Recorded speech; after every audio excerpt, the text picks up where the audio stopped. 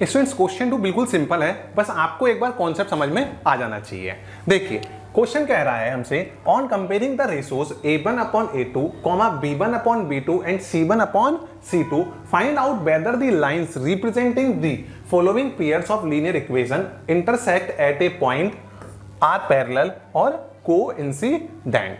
बिल्कुल क्लियर है क्या? हाँ जी सर, आप इंट्रोडक्शन में ये चीज पढ़ चुके होंगे कि भाई इंटरसेक्टिंग एट ए पॉइंट क्या होता है, पैरेलल का केस क्या होता है, कोइंसिडेंट क्या होता है। मैं क्वेश्चन कराते कराते वो भी एक्सप्लेन कर दूंगा, बस वीडियो आपको लास्ट तक देखनी है।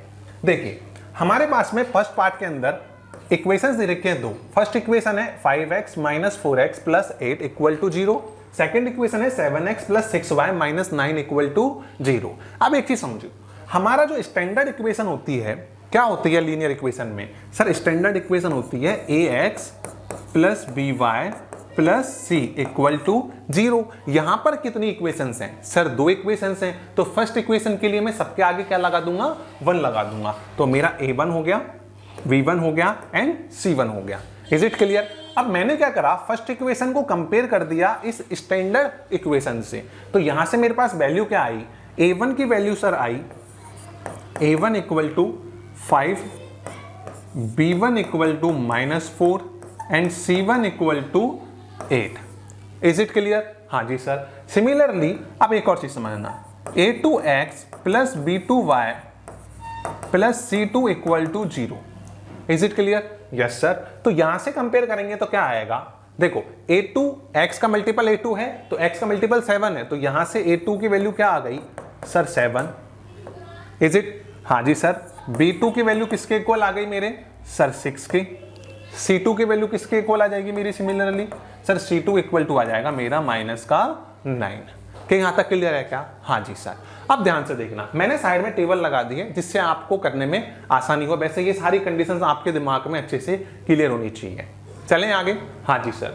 अब ध्यान से देखो, हमें क्वेश्चन ने क्या कहा कि a1 upon a2, b1 upon b2 and c1 upon c2 का रेशोज निकालो। तो सबसे पहले हम a1 a2 का रेशो निकाल लेते हैं।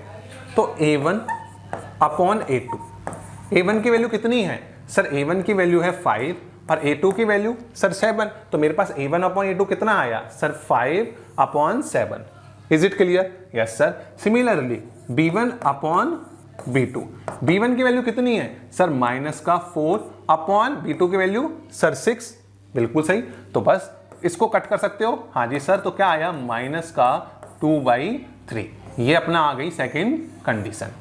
अब एक और चीज समझना, c1 upon c2 equal to क्या हो गया सर? 8 अपॉन 9, नहीं -9। अब एक चीज समझना, क्वेश्चन को पता कैसे लगेगा कि ये इंटरसेक्टिंग एट ए पॉइंट है, पैरेलल है या कोइंसिडेंट है? इसके लिए बिल्कुल सिंपल सी प्रोसेस है। क्या करना है आपको? बस ये चेक करना है कि मान लीजिए अगर a1 अपॉन a2 का जो रेशो है एंड b1 अपॉन b2 का जो रेशो है, अगर ये डज नॉट इक्वल आता है दोनों, तो ऐसे केस में क्या होंगी? जो दो लाइंस होंगी, पेयर ऑफ लाइंस होंगी, वो क्या होंगी? मेरी इंटरसेक्टिंग लाइन होंगी। सर इंटरसेक्टिंग लाइंस का मतलब? इंटरसेक्टिंग लाइंस का मतलब हो गया कि मान लीजिए मेरी एक लाइन ऐसे जा रही है, हाँ जी, तो ये ऐसे क्या करेगी? एक दूसरी लाइन आएगी और ये एक पॉइंट पे इसको क्या कर देगी? काट देगी, इंटरसेक्ट कर देगी।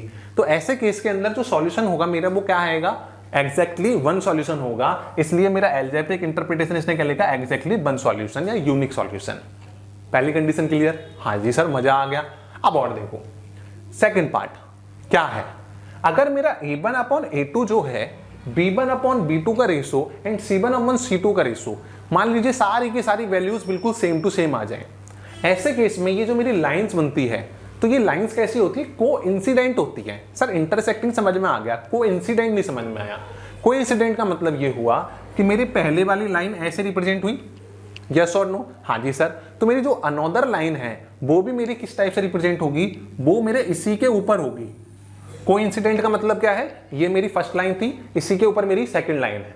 तो देखो आप साइड से देख रहे हो तो आपको क्या लगेगा कि हाँ सर बात तो सही है, दो लाइन दिख रही होंगी, लेकिन मान लीजिए मैंने इस टाइप से ऐसे कर लिया तो आपको सिर्फ ये वाली लाइन दिखेगी, ये वाली नहीं दिखेगी, लेकिन ये एक्चुअल में है। क्या आपका काम क्लियर हो गया क्या? हाँ जी सर। ये कौन है? मेरी कोइंसिडेंट लाइन है। अब थर्ड कंडीशन भी है, वो क्या है? a1 upon a2 equal to b1 upon b2 तो हो गया, लेकिन मेरा ये C1 अपॉन C2 के इक्वल नहीं होगा। ऐसे केस में लाइंस मेरी क्या होंगी, पैरेलल, मतलब एक लाइन इधर जा रही थी, इसके जस्ट नीचे बगल में ऊपर भी हो सकती है, कोई प्रॉब्लम की बात नहीं है। तो ये क्या है, मेरी पैरेलल लाइंस। तो पैरेलल के केस में मेरा लाइंस का कभी भी क्या निकलता नहीं है, सॉल्यूशन नहीं निकलता है। क्यों? क्योंकि ये कभी मिलेंगी ही नहीं। पता होगा ना, दो पैरेलल लाइंस एक दूसरे को कभी कट नहीं करती है। Is it? अगर कट कर रही है तो पैरेलल लाइंस नहीं है, और पैरेलल लाइंस है तो कट नहीं करेंगे। Is it clear? Yes sir. और इसमें कितने सॉल्यूशन होते हैं? Infinitely many solutions. क्यों? क्योंकि एक दूसरे के ऊपर है, तो ये तो हर पॉइंट पे एक दूसरे से मिल रहे हैं। यस और नो? ये तो इनफाइनाइट जगह तक जब तक लाइन चलेगी मेरी एक दूसरे से मर्ज होगी। तो बस क्या यहां तक काम क्लियर हो गया? हाँ मुझे पता है, कुछ बच्चे कह रहे हैं सर समझ में आ गया, इसका आंसर बताएं। हाँ मुझे पता है, आपको आंसर पता है। कैसे? Sir A1 upon A2 does not equal to B1 upon B2। इसका मतलब कौन सा केस हो गया? इंटरसेक्टिंग लाइन का केस हो गया। Very good. मैंने कहा था ना स्टार्टिंग में, कॉन्सेप्ट समझ में आ गया तो मजा आ जाएगा आपको, बट लास्ट तक जो वीडियो देखेगा उसी के लिए। अब एक चीज समझना, मेरा A1 upon A2 does not equal to B1 upon B2 की कंडीशन थी ये। हाँ जी सर। इसका मतलब क्या हो गया? This pair of linear equations equations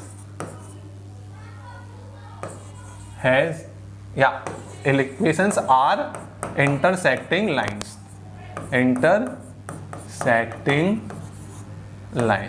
यहां थोड़ी राइटिंग बिगड़ गई है तो आप मैनेज कर लेना। Is it clear first part? हाँ जी सर, मजा आ गया। अब चलते हैं अपन सेकंड पार्ट पे। सेकंड पार्ट क्या कह रहा है मेरा? सेकंड पार्ट बिल्कुल सिंपल है। A1 की वैल्यू बोलो सर 9, इधर की साइड लिख लूं मैं? हाँ जी सर। क्या करना है, यहां देखो सेकंड पार्ट इजी रहेगा इसलिए मैं इधर की साइड लिख लेता हूं।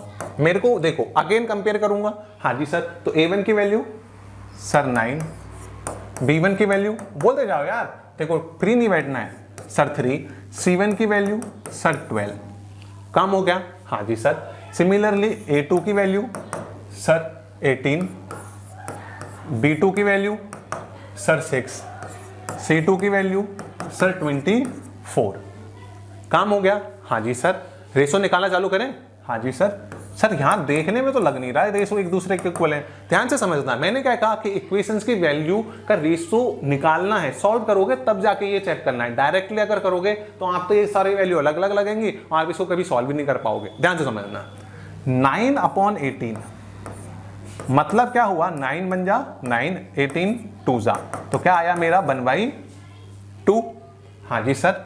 Similarly B1 upon B2 equal to मेरा क्या आ गया सर? 3 अपॉन 6 मतलब 1/2। अरे सर ये तो हमने सोचा ही नहीं। ध्यान से देखना, C1 upon C2 equal to 12 upon 24 मतलब क्या हो गया? 1/2। इसका मतलब ये हुआ कि मेरा A1 अपॉन A2 का जो रेशो है, B1 अपॉन B2 का जो रेशो है एंड C1 अपॉन C2 का जो रेशो है वो एक दूसरे के इक्वल है। हाँ या ना? तो अगर ये तीनों रेशो मेरे एक दूसरे के इक्वल होते हैं तो जो पेयर ऑफ लीनियर इक्वेशंस होती हैं वो कैसी होती हैं? बोलते जाओ सर, कोइंसिडेंट लाइंस। तो अपन क्या बोल देंगे? Pairs of equations are coincident lines. Is it clear? हाँ या ना? हाँ जी सर, मजा आ गया। सेकंड पार्ट समझ में आ गया। अब देखो थर्ड पार्ट। फटाफट वीडियो पोज करके एक बार थर्ड पार्ट आप करके देखो। अच्छा आपको लिखना था, पोज कर लो एक बार और आप इसको लिख लो। ठीक है, अब मैं मूव कर रहा हूं। Third part 6x minus 3y plus का 10। चलो एक बार आप इधर की साइड करते हैं। थर्ड पार्ट हुआ बन। ठीक है, यहां हमने इसके 2 पार्ट कर दिए। थर्ड पार्ट बिल्कुल सिंपल है।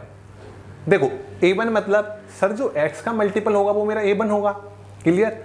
y का मल्टीपल B1 फर्स्ट इक्वेशन में, और लास्ट में जो कांस्टेंट बचेगा वो मेरा C1। तो यहां से मेरा x का मल्टीपल कौन है? 6। तो मेरे A1 की वैल्यू कितनी आ गई सर? A1 भैया equal to 6।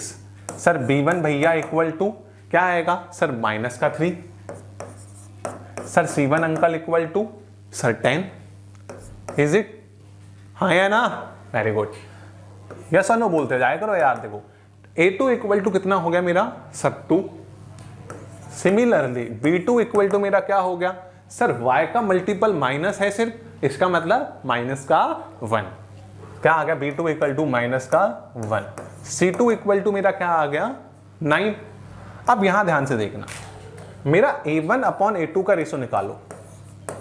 A1 upon A2 मतलब 6 अपॉन 2, 2 बन जा 2, 2 की टेबल में 3 टाइम 3/1, पहला रेशो आ गया। Yes sir. अब देखो sir B1 upon B2 equal to sir minus का 3 अपॉन -1, माइनस और माइनस प्लस, तो रेशो क्या आ गया sir 3/1। A1 upon A2 equal to 3/1। Similarly C1 upon C2 equal to 10 upon -9। इसका मतलब ये हुआ मेरा कि मैंने 3 रेशोज निकाले जिसमें A1 upon A2 equal to B1 upon B2 तो इक्वल है, लेकिन C1 अपॉन C2 के इक्वल नहीं है। क्या कंडीशन पढ़ी थी ऐसी हमने? Yes sir. कौन सी थी सर? थर्ड वाली थी, जिसके अंदर 2 लाइंस क्या हो रही थी? पैरेलल हो रही थी। क्या ये थर्ड कंडीशन है? हाँ जी सर। तो यहां लिख दो, क्या लिख देंगे सर? हम यहां लिख देंगे या राइट डाउन कर देंगे A1 upon A2 equal to B1 upon B2 भैया जी, लेकिन C1 अपॉन C2 इक्वल नहीं है। Very good. कुछ बच्चे कह रहे थे सर आप इक्वल बोल रहे थे, नहीं। Is it? Yes sir. इसको रखा बॉक्स में और यहां लिख के हम क्या कह देंगे? The pair of linear equations are parallel lines. Is it clear? Yes or no? समझ में आ गया ना कि यहां पर दोनों लाइंस कौन सा केस हो गया? पैरेलल लाइंस का केस हो गया। तो ये पेयर ऑफ लीनियर इक्वेशंस क्या हो जाएंगी? मेरी पैरेलल लाइन के अंदर हो जाएंगी। आई होप आपके सारे कॉन्सेप्ट क्लियर हो गए होंगे। फिर भी कोई डाउट होता है तो कमेंट करके पूछ लेना। मिलते हैं नेक्स्ट वीडियो में, तब तक के लिए धन्यवाद। जय हिंद।